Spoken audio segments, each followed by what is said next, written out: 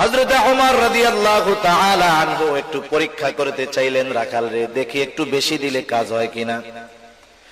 রাখাল রে এবার ওমর রাদিয়াল্লাহু তাআলা আনহু বলতেছে, ও রাখাল, আমি তোমার কাছে একটা প্রস্তাব দেই, তুমি একটা কাজ করো, একটা দুধওয়ালা ছাগি আমাদেরকে দিয়ে দাও, বিনিময়ে আমরা তোমাকে তার মূল্য দিয়ে দিব।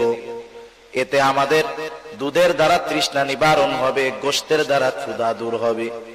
তোমার মালিক যদি তোমাকে জিজ্ঞাসা করে যে ছাগল কোথায়, তুমি বলবা একটা নেকড়ে অথবা বাঘে আক্রমণ করে ধরে নিয়ে গেছে। এটা স্বাভাবিক, মাঝে মধ্যেই ঘটে। রাখাল বললে মালিক বিশ্বাস করবে। হযরত ওমর রাদিয়াল্লাহু তাআলা আনহু যখন রাখালরে বললেন, রাখাল, তোমাকে আমি কিছু টাকা দিচ্ছি, সম্পদ দিচ্ছি, তুমি ছাগল একটা দিয়ে দাও, তোমার মালিক যদি জিজ্ঞাসা করে তুমি বলবা নেকড়ের পাল আক্রমণ করে একটা ছাগল নিয়ে গেছে, তোমার মালিক সেইটা বিশ্বাস করবে। রাখাল সাথে সাথে হতবাক হয়ে গেল।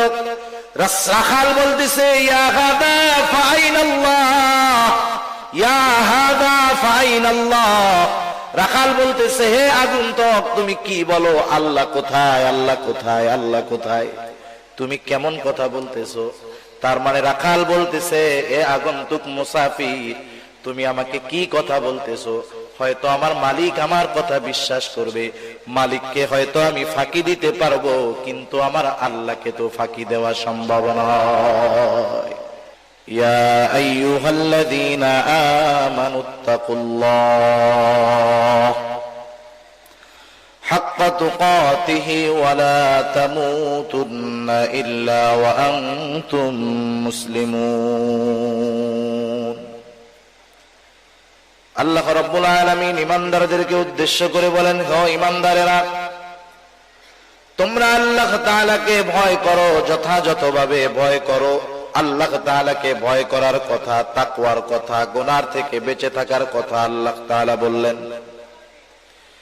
এখন যদি আমরা আল্লাহ তাআলাকে প্রশ্ন করি, আয় আল্লাহ, আপনি যে আমাদেরকে মুত্তাকি হতে বললেন, তাকওয়া অর্জন করতে বললেন, আমরা কিভাবে তাকওয়া অর্জন করব? কারণ কোরআনুল কারীমের মধ্যে আল্লাহ তাআলা যেটা আদেশ করেন সেটা বাস্তবায়নের পদ্ধতিও আল্লাহ তাআলা বলে দেন। যেমন কোরআনুল কারীমের মধ্যে নামাজের কথা আছে, নামাজ কিভাবে বাস্তবায়ন করতে হবে, কিভাবে পড়তে হবে, আল্লাহ তাআলা এটাও আমাদেরকে জানায় দিয়েছেন।